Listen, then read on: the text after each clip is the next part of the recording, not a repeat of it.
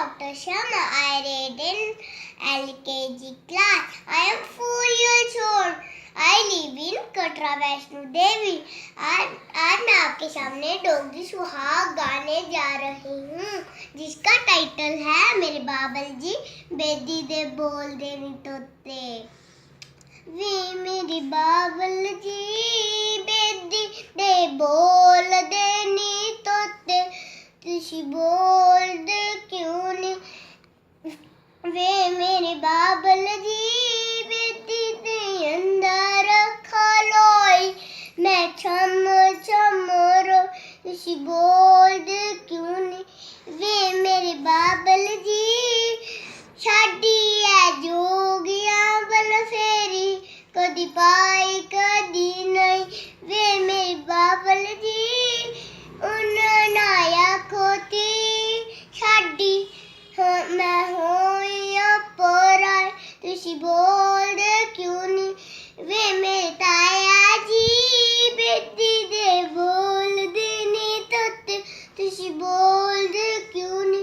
वे मेरे ताया जी साडी है जोगियां बल फेरी, कदी पाई कदी नहीं. मैं होई अपराय, तुसी बोल दे क्यों नी. वे मेरे मामा जी बेदी बोल दे नी तोते, तुसी बोल दे क्यों नी.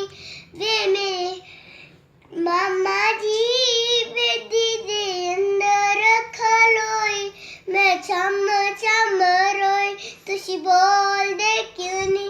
वे मेरे मामा जी साडी है जोगियां बल फेरी, कदी पाई कदी नहीं, तुसी बोल दे क्यों नी. वे मेरे ताया जी बेदी दे बोल दे नी तोते, तुसी बोल दे क्यों नी. वे मेरे वीरा जी बेदी दे बोल दे नी तोते, तुसी बोल दे क्यों नी. वे मेरे ताया जी नाया को पैन छाडी, मैं होई अपराई, तुसी बोल दे क्यों नी. वे मेरे चाचा जी बेदी दे बोल दे नी तोते, तुसी बोल दे क्यों नी.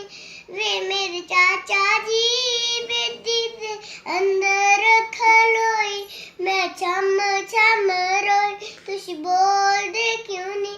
वे मेरे चाचा जी साडी है जोगियां बल फेरी, कदी पाई कदी नहीं, तुसी बोल दे क्यों नी. धन्यवाद.